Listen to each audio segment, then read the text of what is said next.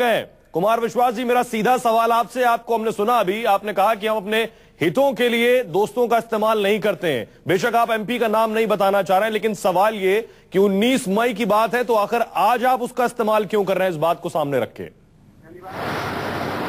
बात हुई है, कोई आपके घर पर आया था, तो मुझे आप बताइए इसमें झूठ बोलना चाहिए, सच बोलना चाहिए। मैंने कहा हाँ ऐसा हुआ था, लेकिन मैं मित्रों की बातों को सार्वजनिक नहीं करता और ना ही मैंने उन दावों, उन प्रस्तावों की गंभीरता पर विचार किया, क्योंकि मुझे उस रास्ते जाना ही नहीं था।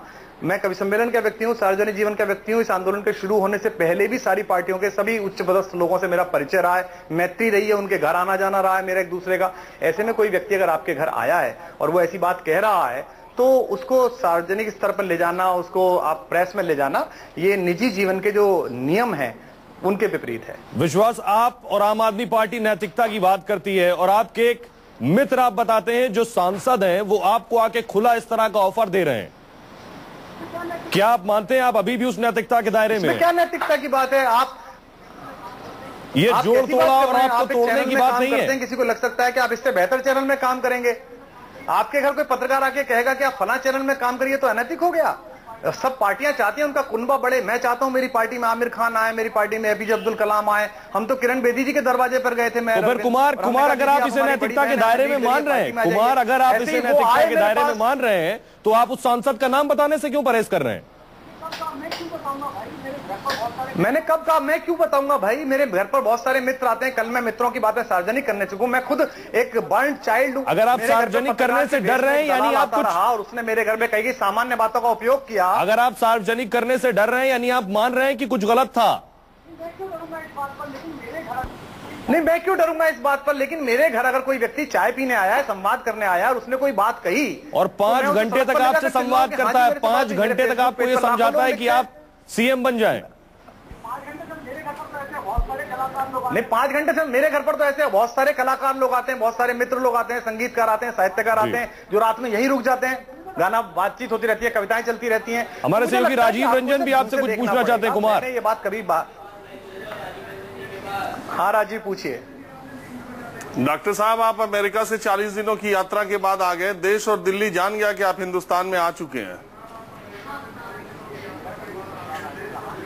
नहीं, देखिए, मेरा कभी ये प्रस्ताव राजीव रहा नहीं है और मैं इन सब बातों से बहुत दूर का हूं। आम आदमी पार्टी में भी मैं इसलिए हूं क्योंकि वो एक सामाजिक आंदोलन है। चंद्रमोहन नामक एक आरटीआई कार्यकर्ता ने अगर हीनियस क्राइम किया है और उसकी पत्नी आम आदमी पार्टी की कार्यकर्ता है, तो उसको भी कठोर सजा का प्रावधान हो, इसके लिए मुझे लड़ना चाहिए, मुझे आगे आना चाहिए और मैंने उसकी निंदा की भी है। कल मैंने सोशल नेटवर्किंग पे लिखा है कि ऐसे आदमी को कठोर दंड मिलना चाहिए। ये नहीं है कि हम ये कहते हैं कि विरोधियों का षड्यंत्र है। ऐसे में एक अखबार ने खबर छापी और मुझसे पूछा तो मैंने सच बोल दिया और उसी की मेरी लड़ाई रहती है। उसी के लिए मैं कटिबद्ध हूं, चाहे पार्टी के अंदर हूं चाहे पार्टी के बाहर हूं। मैंने उनको कहा आपका बहुत बहुत आभार, आपकी बहुत बहुत शुभकामनाएं। उन्होंने कहा ऊपर से बात हुई है, मैंने कहा उनको भी मेरी शुभकामनाएं दीजिए। भारत निर्माण में अगर कुछ अच्छा करेंगे तो हम सबसे पहले प्रशंसा करेंगे और अगर गलत करेंगे तो जो कांग्रेस के साथ किया है, जंतर मंतर अभी भी खाली है, रामलीला मैदान अभी भी खाली है, अभी भी हमारी सारी ताकतें अभी मौजूद हैं। उसी तरीके से हम दोबारा आपके खिलाफ लड़ेंगे अगर आप देश के विपरीत कुछ करेंगे। कुमार, डॉक्टर साहब, कुमार विश्वास जी, एक सवाल उठता है कि आप कह रहे हैं 19 मई को वो सांसद आपके घर आए थे, 16 मई को देश के नतीजे आए थे लोकसभा के और मोदी को खुद उनके अंदाजे से और बीजेपी को भी जितनी आशा थी उससे ज्यादा सीटें मिली थी। पूरा देश आश्चर्य में था कि बीजेपी को इतनी सीटें कैसे मिली। ऐसे में एक नया सीटिंग एमपी अपनी जीत का जश्न, अपनी पार्टी का जश्न मनाने के बजाय आपके पास ये ऑफर लेकर के पहुंचता है और 19 मई की बात आप कह रहे हैं। आप नाम भले ना ले, लेकिन सूत्रों के मुताबिक नाम मनोज तिवारी का शायद सामने आ रहा है। तो वो ऐसी बात आपके सामने आखिर क्यों रखेगा? तुरंत 2 दिन के बाद आपको मुख्यमंत्री बनाने का प्रस्ताव क्यों रखेगा, जब देश में, पूरा दिल्ली में, देश में बीजेपी का ऐसा माहौल था, नरेंद्र मोदी के लिए देश दीवाना था। ऐसे वक्त में आपके लिए चीफ मिनिस्टर का पोस्ट ऑफर करने की बात समझ में नहीं आती। नहीं, देखिए, ये नामों के आकलन आप कर रहे हैं, ये आप करते रहिए, ये गलत सही हो सकते हैं, लेकिन बहुत सारे लोगों से आपके संवाद होते हैं। मैं कवि सम्मेलनों का कवि रहा हूं, सब लोग लगातार मिलते रहे। मेरा गला जब खराब हुआ, डॉक्टर हर्षवर्धन जी से मैंने दवाइयां ली कृष्णानगर में, फोन करके उनसे पूछा है कि मेरे को क्या लेना चाहिए, गले में ये परेशानी है। तो अब मैं इन बातों को बाहर जाके बोलूं? अगर मैं किसी दिन दवा लेने जाऊं और एक कोई राजनीतिक जुमला हो जाए तो मैं बाहर आकर बोलूं कि मुझसे स्वास्थ्य मंत्री की ये बात हुई थी। ये जो सार्वजनिक नैतिकता है उसके खिलाफ है और ये इसके विपरीत काम होना चाहिए, इसलिए मैंने कभी इस बात को नहीं कहा। इसलिए आप जिन भी नामों का आकलन करते रहे वो आपका पत्रकारीय धर्म है, आप उसे करिए, उसके लिए आपको शुभकामनाएं। लेकिन मेरी ऐसी कोई रुचि नहीं, और ये इसके विपरीत काम होना चाहिए, इसलिए मैंने कभी इस बात को नहीं कहा। इसलिए आप जिन भी नामों का आकलन करते रहे वो आपका पत्रकारीय धर्म है, आप उसे करिए, उसके लिए आपको शुभकामनाएं। लेकिन मेरी ऐसी कोई रुचि नहीं थी कि मेरे पास कोई क्यों आए। आज भी मेरे फेसबुक पर, मेरे ट्विटर पर लगातार लोग लिखते हैं कि आपको इधर होना चाहिए, इधर होना चाहिए। बहुत सारे लोग लिखते हैं आपको होना ही नहीं चाहिए, लेकिन आप पॉलिटिकल पार्टी में रहिए ही मत, आप कवि के रूप में अपनी बात कहते रहिए। लेकिन ये खबर, सलाह का बहुत बहुत स्वागत है। कुमार विश्वास जी, ये खबर आपके हवाले से आई है कि आपको बीजेपी ने अप्रोच किया और सीएम बनाने के, आप जब पूरे टाइम उसके बाद बिल्कुल नहीं आई है। आप अपने साक्ष्य चेक करिए, आप अपने साक्ष्य चेक करिए राजीव जी, मेरे हवाले से खबर नहीं आई है। ईटी ने खबर छापी, उन्होंने मुझसे फोन करके पूछा कंफर्मेशन कि ऐसा हुआ है क्या नहीं, हमको ये सूचना मिली है, तो मुझे उसमें सच बोलना चाहिए। तो मैंने कहा हाँ ऐसा हुआ था। बिल्कुल। तो आपने नाम पूछा, मैंने कहा मैं नाम नहीं बताऊंगा। उन्होंने मुझसे पूछा और क्या क्या संवाद हुए जी, आपने स्वीकार किया कि ऐसी बात मुझे सच बोलना चाहिए। मुझे कहें कि देखिए, नहीं बिल्कुल नहीं, हवाला अखबार का है, उन्होंने मुझसे केवल पूछा, मैंने कहा हाँ ऐसी बात जरूर हुई है, ऐसा संवाद अवश्य मेरे साथ हुआ है, लेकिन आगे मैंने इसके बारे में कोई सूचना नहीं दी और कोई आवश्यक बनती भी नहीं है। अगर मित्रों में दो में संवाद हुआ है, अलग अलग दोस्त मिलते हैं, पूरे देश में ऐसे लोग मिलते हैं, और जब जगदंबिका पाल आ सकते हैं, राव वीरेंद्र सिंह आ सकते हैं, रामविलास पासवान आ सकते हैं, सांप्रदायिकता विरोधी, तो ऐसे लोगों से संवाद होना ही चाहिए। सबसे एक दूसरे संवाद करते हैं। मैं भी चाहता हूं मेरी पार्टी में अच्छे लोग आए, वो भी चाहते होंगे उनकी पार्टी में कुछ अच्छे से लोग आए। तो क्या कुमार विश्वास बीजेपी में जा सकते हैं क्या? बिल्कुल नहीं, मैं ना बीजेपी में जा रहा हूं, ना मैं किसी और पार्टी में जा रहा हूं। आम आदमी पार्टी में भी इसलिए हूं कि आम आदमी पार्टी एक राजनीतिक आंदोलन है। जिस दिन वो टिपिकल हिंदुस्तानी पॉलिटिक्स के ढर्रे पर चलना शुरू कर देगी, मैं उसमें जो भी गलत हो रहा होगा उसके खिलाफ बोलूंगा। पहले भी बोलता रहा हूं, जब कुछ गलत हुआ है सर्वाधिक मुखर रहता रहा हूं जी।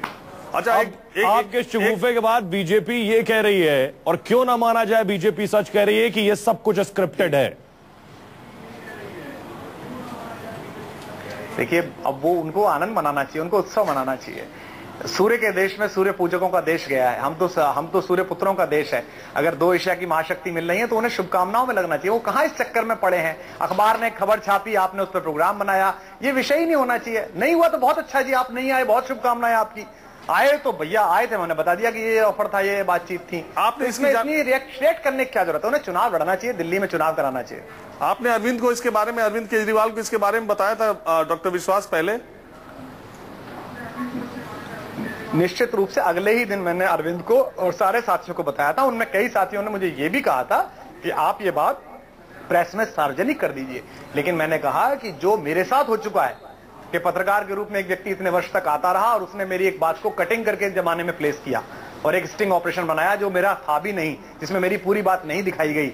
ऐसे ही दुष्टतापूर्ण और नीचतापूर्ण कार्यों के लिए मैं तत्पर कभी नहीं रहता। मैंने कहा कि मित्र का संवाद था, उसमें कितनी गंभीरता थी यह भी मुझे पता नहीं है। एक साथी का, एक दोस्त का, एक सवाल और कुमार विश्वास, जाना मेरे लिए रुचिकर नहीं है। एक सवाल और कुमार विश्वास, कहा यह जा रहा है कि परसों बिग बॉस में आपका नाम सेलेक्ट हुआ है, कल आप आए हैं, और आप, कुछ लोग ये कह रहे हैं कि बिग बॉस में जाने के लिए कुमार विश्वास एक माहौल सा बना रहे हैं देश में। देखिए, हमारे कवि हैं, बड़े हमारे सीनियर है हरिओम पवार, उनकी एक लाइन है, मेरे घर से खाली लौटे राजनीति के उड़न खटोले, दुनिया में इतना धन कब है जो मेरी खुददारी तोले। तो बिग बॉस के 5 करोड़ 7 करोड़ ये हमारे भाजपा के पूर्व सांसद वहां रह चुके हैं, कांग्रेस के भी सांसद रह चुके हैं। उनमें शायद इतनी सामर्थ्य तो अभी है नहीं कि कुमार विश्वास को वो अंदर बंद करा लें और उससे बाथरूम सफाई करा लें। ये तो समय देखेगा। मैं तो कबीर के घर का एक छोटा सा खानदानी चिराग हूं जो अपनी बात कह रहा हूं, और पृथ्वी पर इतने लोग जरूर हैं कि अगर मैं सच बोलूंगा तो मेरा उधर भर ये शगुफा जरूर ऑन एयर कर दिया, लेकिन आप सांसद का नाम बताने को तैयार नहीं। हमारे साथ कुमार विश्वास हमारे साथ लगातार बने हुए हैं, जिनका कहना है कि उन्हें बीजेपी की तरफ से दिल्ली का मुख्यमंत्री बनने का ऑफर दिया गया था। विश्वास, आपने कहा जिसने ऑफर दिया वो विधायक भी था। विधायकों में 3 नाम, बिधूड़ी, प्रवेश वर्मा और हर्षवर्धन, ये 3 दिल्ली के विधायक थे और 3 सांसद हैं। क्या इनमें से कोई एक नाम? 30 सेकंड में जवाब दे। राजीव अगला सवाल आपसे पूछेंगे। देखिए, पहली बात तो मैं आपसे बार बार कह रहा हूं, मैंने ऐसा दावा किया, आप ऐसी भ्रामक बात अपने चैनल पे क्यों चला रहे हैं? मैंने दावा किया है क्या? ईटी ने मुझसे पूछा कि हमारे पास ये सूचना है, आपने हामी भरी है। मैंने कहा आपने हामी भरी है, तो मैं क्या करता, झूठ बोल देता?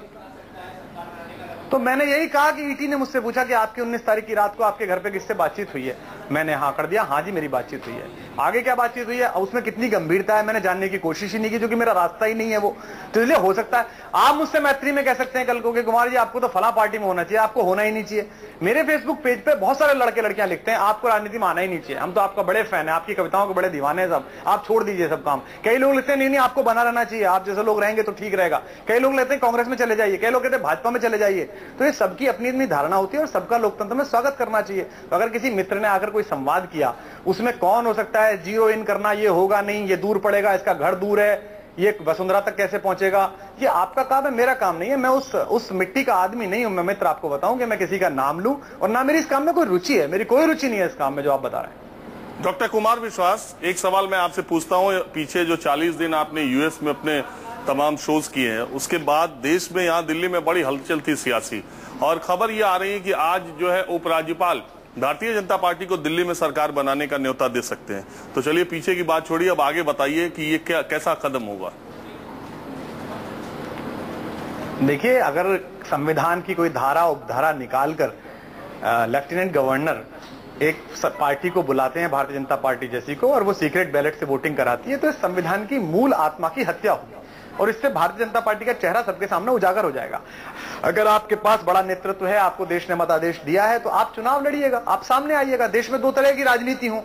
नरेंद्र मोदी को केंद्र में लोगों ने चुना है, राज्य में अगर अरविंद केजरीवाल को चुन देंगे तो दो राजनीतियों की तुलना होनी शुरू हो जाएगी। अच्छा हो जाएगा, ये विकास का मॉडल है, एक करप्शन फ्री मॉडल है, एक कांग्रेस मुक्त भारत चाहता है, करप्शन मुक्त भारत चाहता है, ये शुभकामना। और अगर हार जाएंगे तो अरविंद केजरीवाल और वो साथी विपक्ष में बैठेंगे और वहां से सरकार को अच्छा चलाएंगे, ये भी लोकतंत्र के लिए शुभ संकेत है। कांग्रेस जैसे कैंसर से तो मुक्ति मिलेगी इस देश को। इसलिए एलजी को ये सब नहीं करना चाहिए, और ये भी सोचने का प्रश्न है कि जब सारे राज्यपाल हटाए गए हैं तो ऐसी कौन सी कृपा दृष्टि है कि बाकी सब पर कुपथ दृष्टि थी और ये अभी तक बने हुए हैं। मुझे लगता है अच्छा काम कर रहे हैं केंद्र सरकार के साथ, और जो भी लोकतांत्रिक राजनीति को समझते हैं इस देश की को, उन्हें पता है कि जो लेफ्टिनेंट गवर्नर होते हैं और राज्यपाल होते हैं वो किसकी सलाह पे काम करते हैं, ये सबको पता होता है। तो मेरा ऐसा मन है, और मैं ऐसी अनुरोध करता हूं आपके चैनल के माध्यम से एलजी को कि इन संवैधानिक रोकेंगे। राजीव ने अभी हमारे सहयोगी ने बड़ी खबर दे रहे हैं राजीव की आज उपराज्यपाल दिल्ली में सरकार बनाने के लिए बीजेपी को न्योता दे सकते हैं।